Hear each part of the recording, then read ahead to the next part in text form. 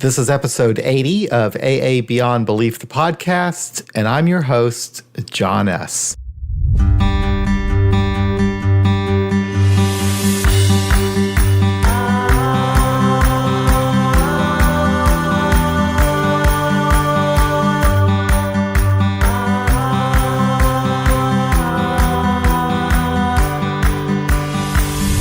In today's episode, we'll be speaking with Kenneth Sean Campbell, author of the book, That's What Friends Are For.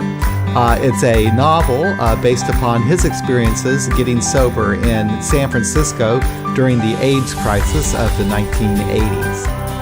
I'm speaking with Kenneth Sean Campbell, who is an author, and he writes books that are really geared towards gay men of the age 55 or older. He has written a book that I have read here titled That's What Friends Are For, which I would recommend for anybody. I read this book, and I'll talk to you about my feelings, Ken, as we get into this. But welcome. Good to have you here. Thank you. It's nice to be here.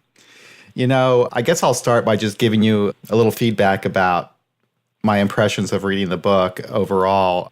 First of all, I'm noticing this year, at the age of 55, I'm finally beginning to understand what I have heard all my life about the importance of art in communicating the human experience in a way that people can feel and understand. And whether that be a novel or a play or a film or a beautiful painting, art has a way of communicating in a deeper way, I think, than if I were to read a nonfiction book on a subject. And I read mostly nonfiction, so it was a really good experience for me to read a novel about a period of time where I did my drinking and wasn't really aware of what was going on. So maybe a good place to start. The book is about a group of friends who got sober in the 1980s during the AIDS epidemic in San Francisco. And a lot of it is based upon your life, Ken, and people that you knew. Yes. So, gosh, why don't we start with you telling us about yourself and your story, and maybe we can integrate this book into that conversation. Would that work? Sure. You know, one of the reasons you mentioned art and the importance of art, and I thank you for that. I don't often think of myself as an artist, but when I moved to San Francisco in 1982, several things happened all at once. One, moving to San Francisco from Texas was a big change. Yeah. The second big change was a year after I moved, I got sober. Mm-hmm. And then the third big change was the AIDS epidemic hitting the gay community. Yeah. And now, 35 years later, I've often wondered, which of those three things has impacted me in what way? Mm-hmm. In other words, I know that I've changed a great deal in the last 35 years, but I'm not sure which one of those things contributed what to that change. And so I wrote this book really as a way to explore that for myself. And what I discovered was, of course, that I can't really separate any of that out. Yeah. It's all one experience.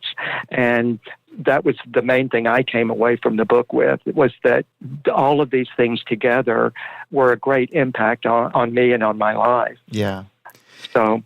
And you took the whole story through the entire decade of the 1980s. So you start by introducing the characters in 1979, and then you go into the whole decade from 80 to 89. And it was really interesting to follow the progression of the AIDS epidemic when people were first beginning to become ill and nobody knew what was going on. But I think that what really got me about it was how, and I didn't really appreciate this during the time when this was happening, and you mentioned this in the book, Ronald Reagan, the president of the United States, was absolutely silent on the subject. And so that I don't think there was I think that we knew that this was going on in the background of our lives, but if we weren't personally connected to it, it didn't really impact a lot of people. It was something that you would hear on the news. And I was drinking during this time. So during the entire Reagan years, I was not really understanding what was going on. But what really got me from this is that during this time, because nobody else was doing anything about this, the gay community had to help themselves. They had to figure out a way to take care of themselves, just like we do in AA. So exactly. you had that benefit of having that fellowship in Alcoholics Anonymous that also extended over into this epidemic that was going on where people were dying. Yeah.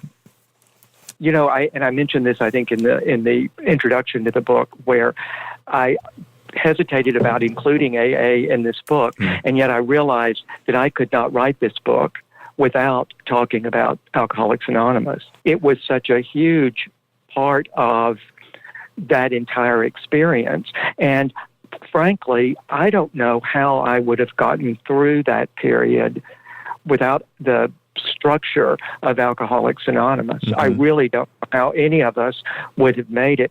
You mentioned that we had to do everything on our own in the gay community, and the truth is, and I hope that this came out in the book, is that so many of us were completely unprepared for what was happening. My father was a doctor and wanted me to go to medical school and all of that, and I had no interest or talent for that at all. So that when I started when the AIDS epidemic started in San Francisco and I was having to be caretaker for people, I didn't know what to do. I had no idea how to do it. And it was not easy for me.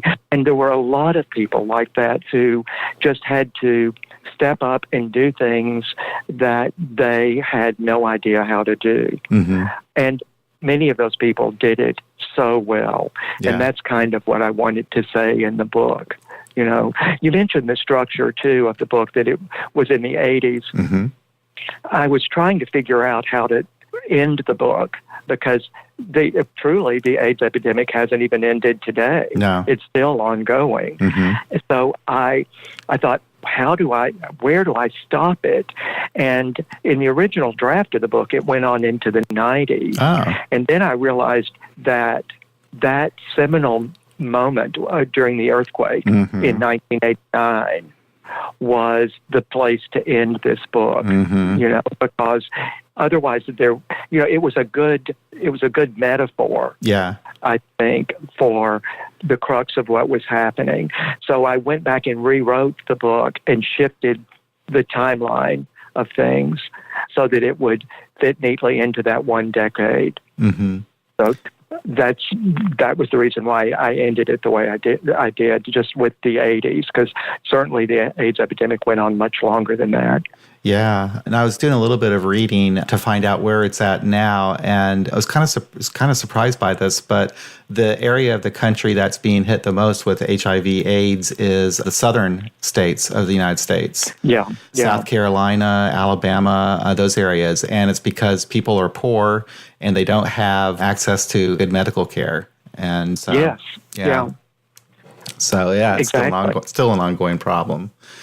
So another thing about this, though, is that it's really during this time of crisis that people come together, whether it's bottoming out from alcoholism or facing an epidemic or an earthquake. It's interesting how human beings kind of gather together and help each other. Why don't you talk, if you don't mind, a little bit about your experience personally getting into Alcoholics Anonymous and getting sober in San Francisco during that time? Would you mind doing that? No, not at all. I loved your podcast, by the way, and the way you talk, what you've said about your beginnings too. But every time I listen to one of your podcasts, I think I'm awfully grateful that I got sober in San Francisco, where things are a little more liberal. I think, than maybe where you are. But I went through a hospital treatment program, inpatient treatment program in San Francisco. It was almost quite literally exactly 1 year from the date that I moved to San Francisco that I went into treatment. It was October the 4th of 1983. And I've stayed sober ever since.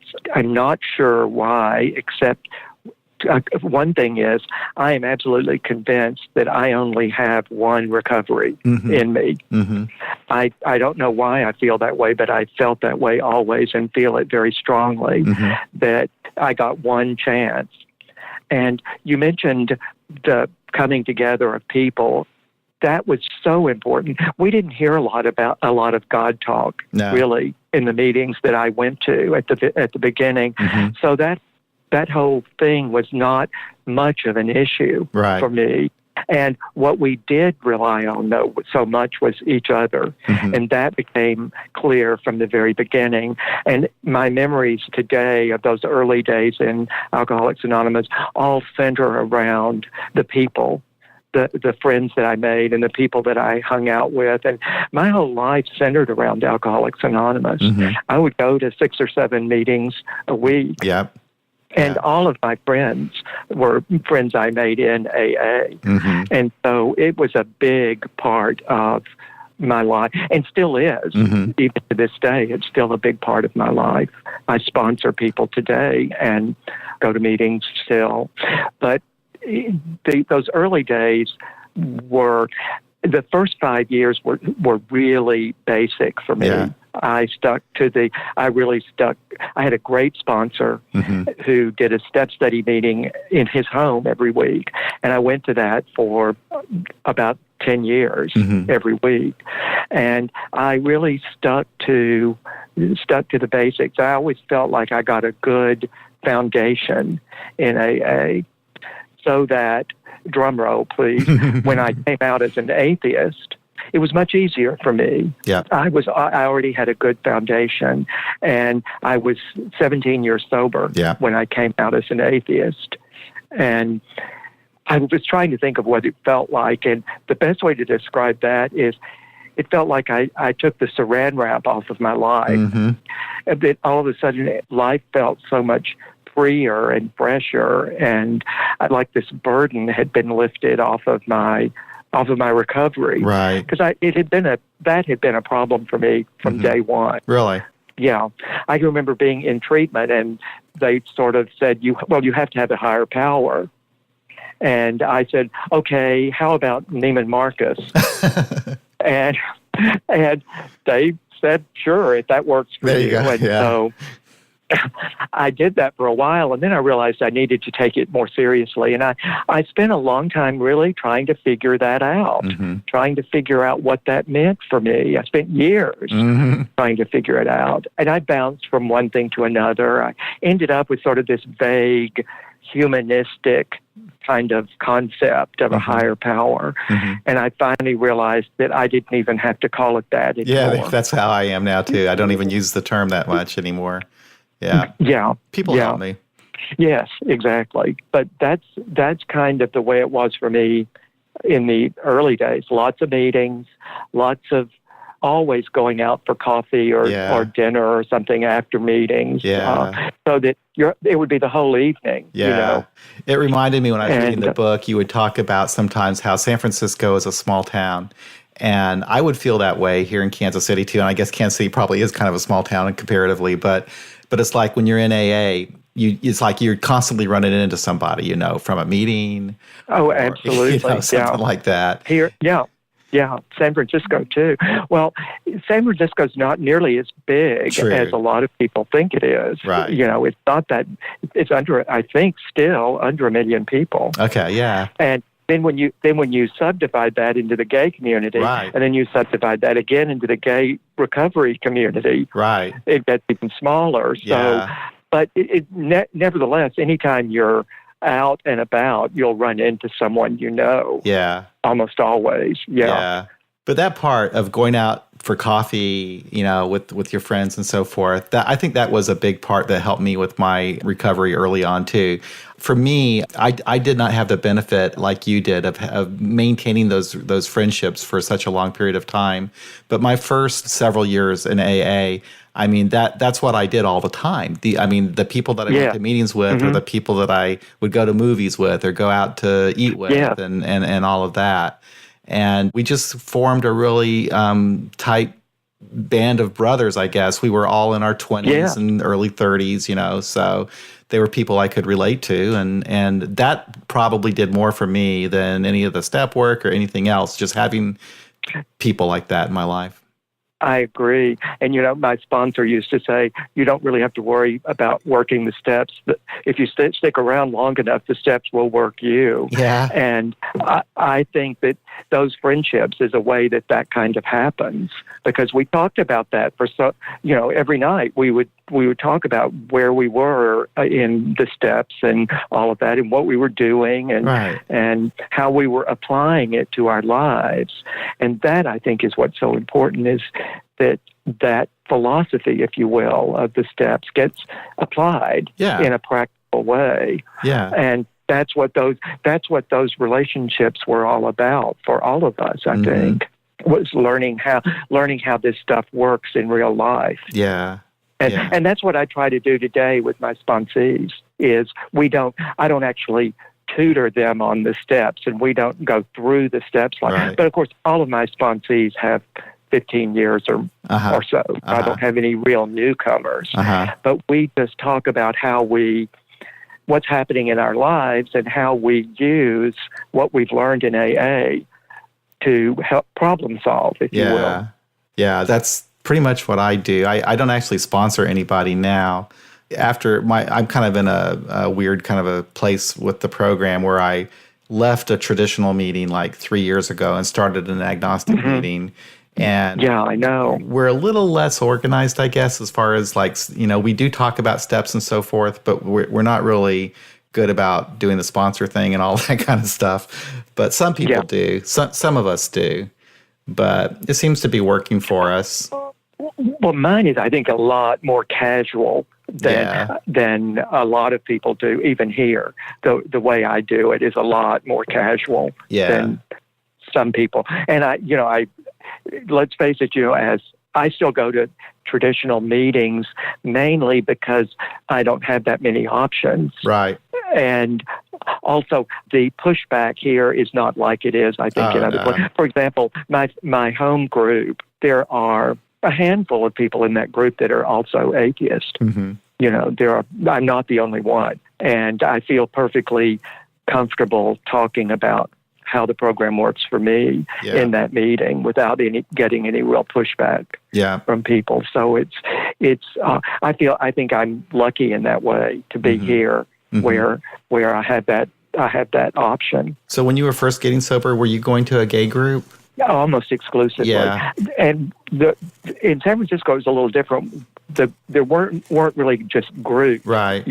Each meeting was individual. For example, one church might host 5 or 6 meetings, but they were not connected to each other. Right. They were all separate. It wasn't a group that had 5 or 6 meetings. Each meeting was a separate meeting. Right. I was talking to a friend from LA. I guess that's how it is in California. You have more like meetings than you do groups per se, don't you? Well, not here in Sacramento. Sacramento is very group. And that was hard for me to understand when I first moved here. I didn't quite get it, what it meant.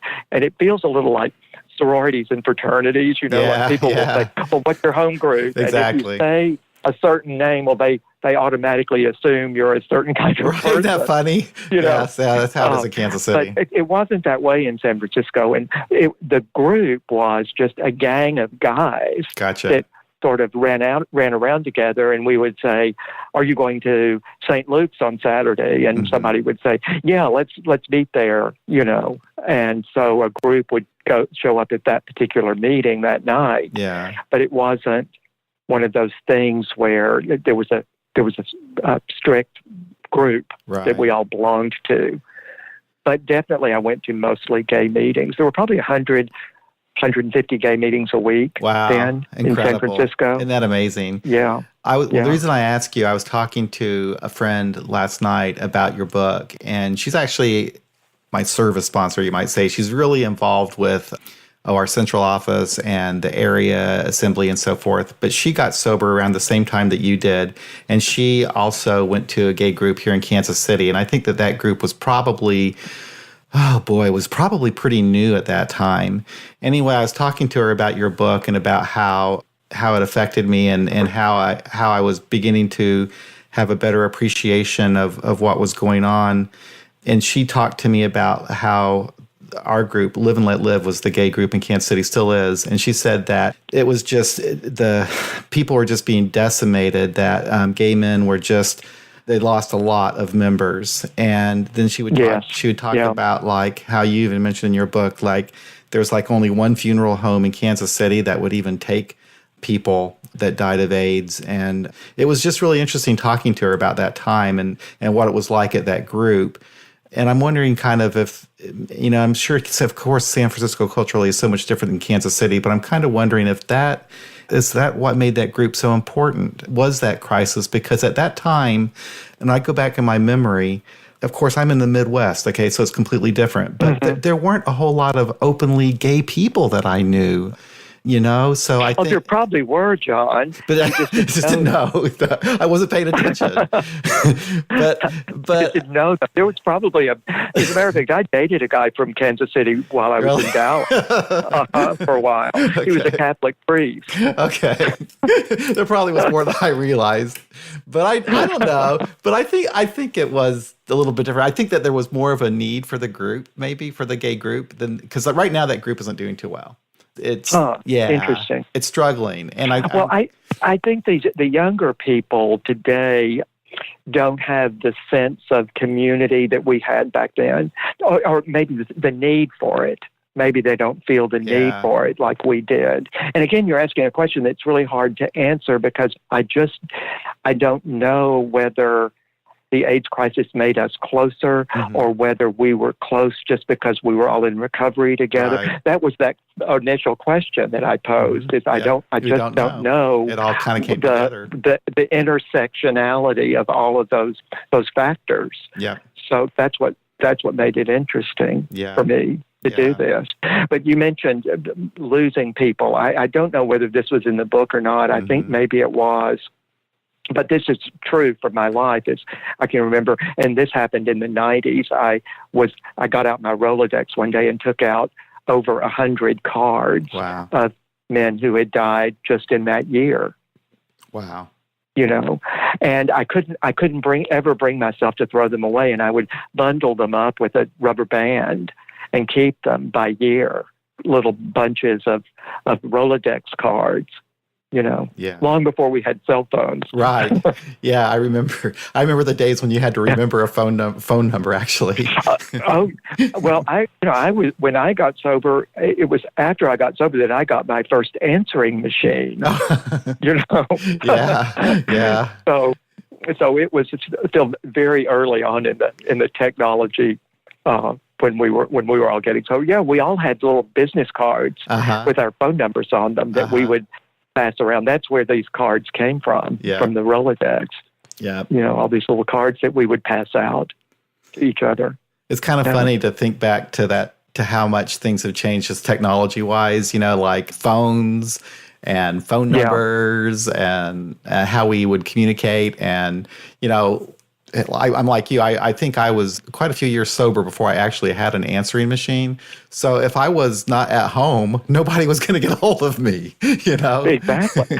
Well, and, we were talking about going out for dinner and for coffee and stuff. And I think that doesn't happen as much now as it did then. And I think the technology has something to do with that. You're probably right. The kids are on their connection is in messaging and Facebook, which is something you and I haven't talked about. Is I still keep my anonymity on Facebook, except for your group, which of course is private. But I don't post things about my recovery on Facebook.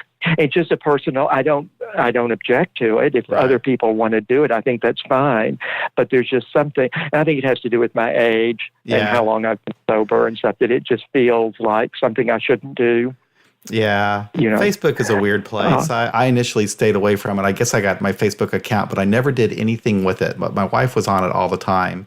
Then finally, when I went to that conference in Santa Monica, the Agnostic. And then when we came back from that, we all kind of started a Facebook group, and I started connecting with people that way. So I'm getting a little bit looser with it now, especially with the podcast, because people will comment about it. Sometimes I'll forget, is this a private place or not a private place or whatever. but it is kind of weird. Yeah, it is. And I've loosened up a little bit too with it.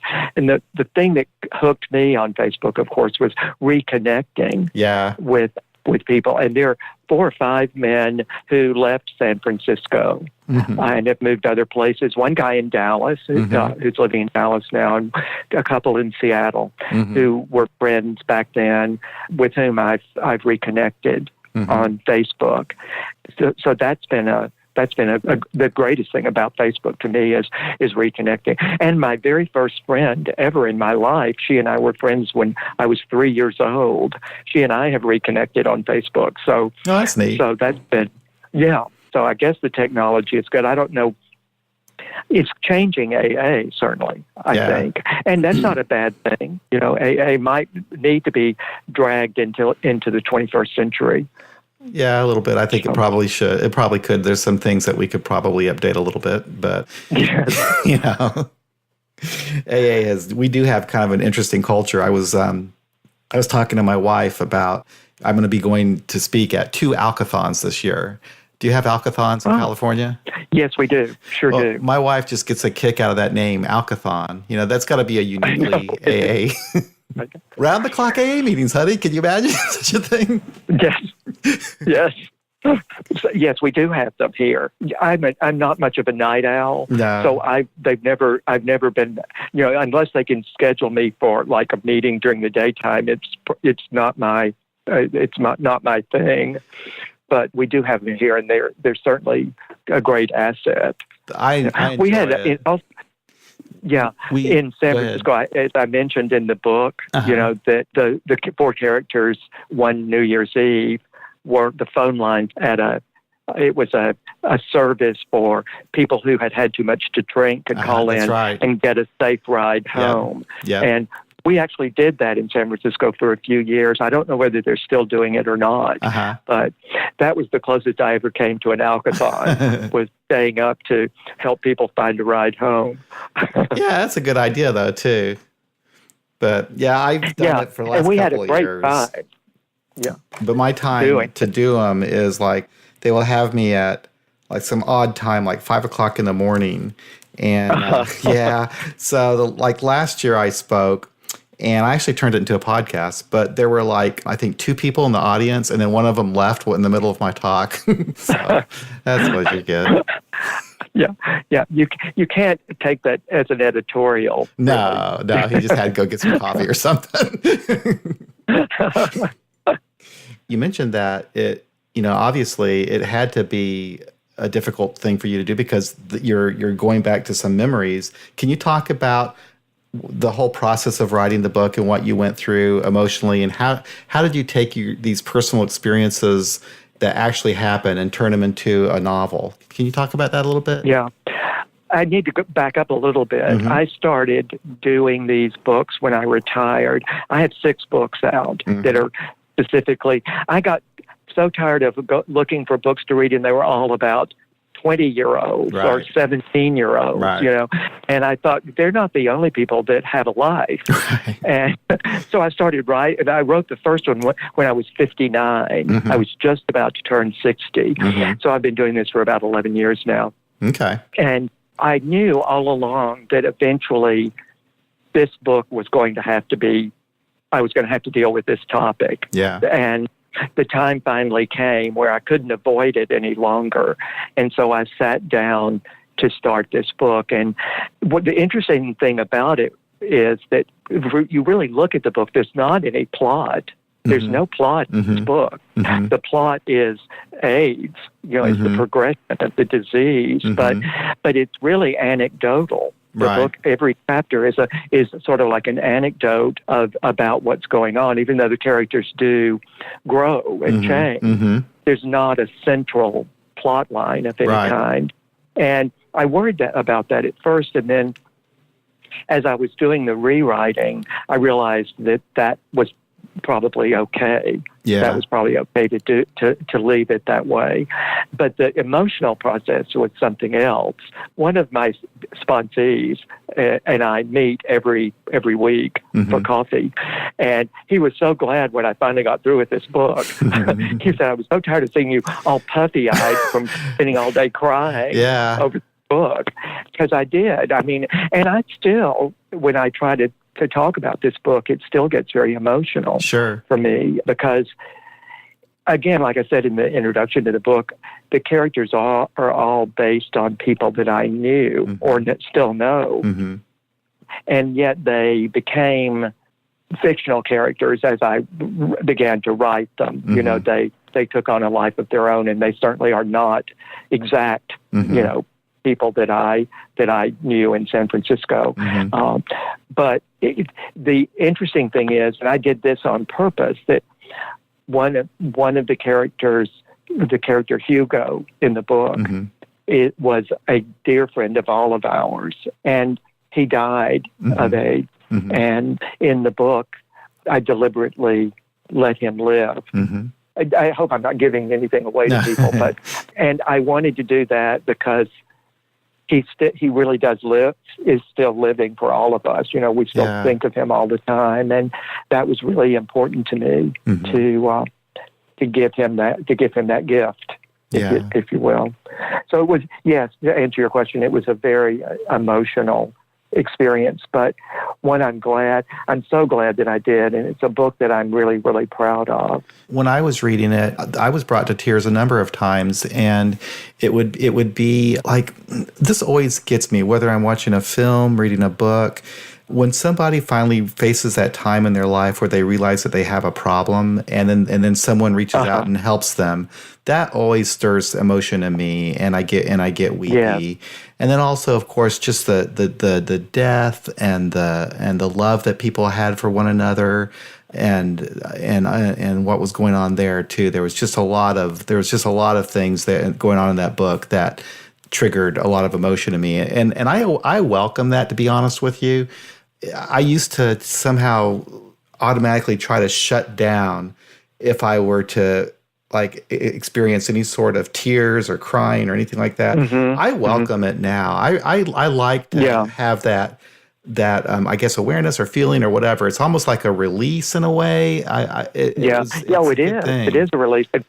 I learned early on during my years in San Francisco that to learn how to do that, to be emotional and let emotions. Otherwise, I think I might have gone insane if I hadn't been able to do that. Yeah. And so it was very important. And I'm still weepy. I mean, YouTube videos can have me in tears, in nothing flat. So I wonder sometimes, is it because I'm getting older that I'm more emotional like that? I don't know, but I do embrace it. You know, my first sponsor, who was a dear man, he was Australian and had lived in the United States since the 50s and was an advertising executive in New York, and then moved to San Francisco. And he was just wonderful. We called him the Rose Kennedy of gay AA in San Francisco. He's quite well known, and he was, as a matter of fact, he spoke at the International AA Conference in New Orleans back in the 70s. He was the first openly gay man to speak there. Anyway, he was a wonderful guy, but he used to say to us, you know, having feelings and being upset and being angry, and these are all privileges of sobriety. Good point. You know, these are the things that you've earned, and how you learn to deal with those is how you work the program of Alcoholics Anonymous. Yeah. And so we all were sort of brought up with that it's okay to be angry at the Reagan administration and to, and to be sad when our friends die. Sure. I mean, literally, early on, you would run into somebody on a Tuesday and they would say, I just got back from the doctor and I tested positive. And you would be at their memorial on Saturday. God, that's what got me when I was reading the book. In the early days, they died fast, didn't they? It's from the time they really found out.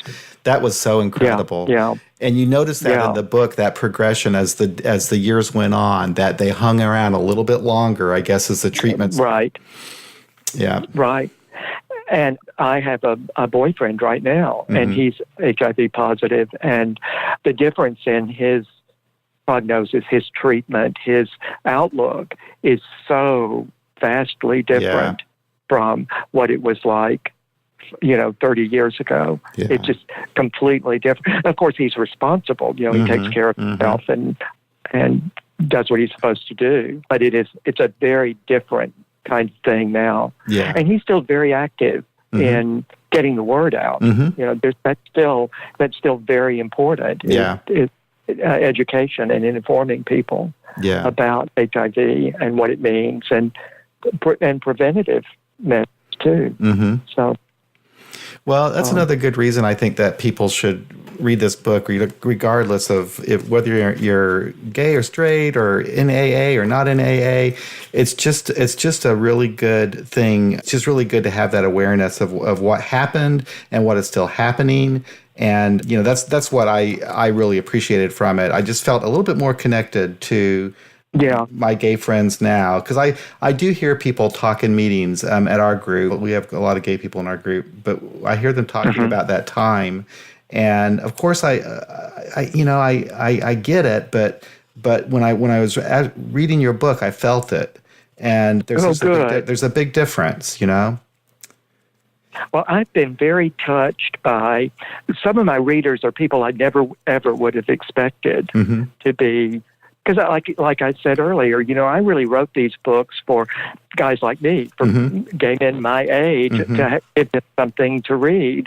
And yet, I have there are women who read my books, and one woman who I went to high school with wrote me and said that she's instructed her children that she wants my books in her coffin with her when she dies. Isn't that nice? So she'll have something to read. But it's. I hope that there are people like you who will get a better understanding of what was happening, and it shaped us. Sometimes I think my friends back home in Texas don't understand who I am today because they weren't where I was at that time. And it did change me, and it did make me evolve into a person I might not have been had I not ended up in San Francisco when I did. So thank you. I'm glad that you enjoyed the book, and I hope I welcome. I have a lot of straight friends too, and I love it when I hear from them and that they are able to get something from my work too. I really like that. Yeah, and I'm going to be reading more fiction and more novels because, like I say, I really do. There's something special about there's a different experience from reading a novel as opposed to reading nonfiction, and I enjoy the nonfiction too. But you can really get a lot out of it because it plays on your emotions too, and that's I think really important as part of the human experience anyway, as we said. So, well, I was an English major in college, and so I've always loved novels. I love fiction, and I think most of what I know about history, for example, is probably from novels. Yeah, from fiction. So fiction has always been my go-to for reading and for my artistic expression too. It's always been fiction for me. Yeah. Well, thank you very much for letting me know about your book and for writing the book and for agreeing to do this podcast and for everything that you're doing. I just really feel like it's a real honor to have had this conversation with you. It's just... Well, the honor is mine. I've been a fan of yours for a long time and just appreciate this opportunity so much, and will continue to be a fan of yours. Oh, thank you. I love your podcast.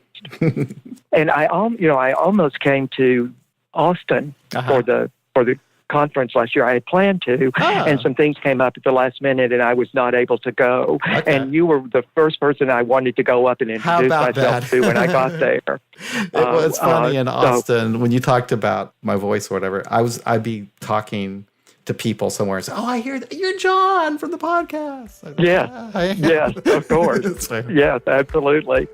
Well, I won't keep you any longer. Okay. Thank you so much for this opportunity. It's just been wonderful, and I hope we'll stay in touch via your website. Absolutely.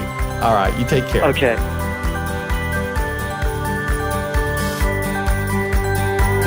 Well, that's it for another episode of AA Beyond Belief, the podcast. I hope you enjoyed listening as much as I enjoyed recording this. Hey, if you can think about it, if you have any ideas at all for a podcast, please send me an email at john@aabeyondbelief.org. Also, please consider supporting us at Patreon by donating just $1 or $2 a month to help with expenses.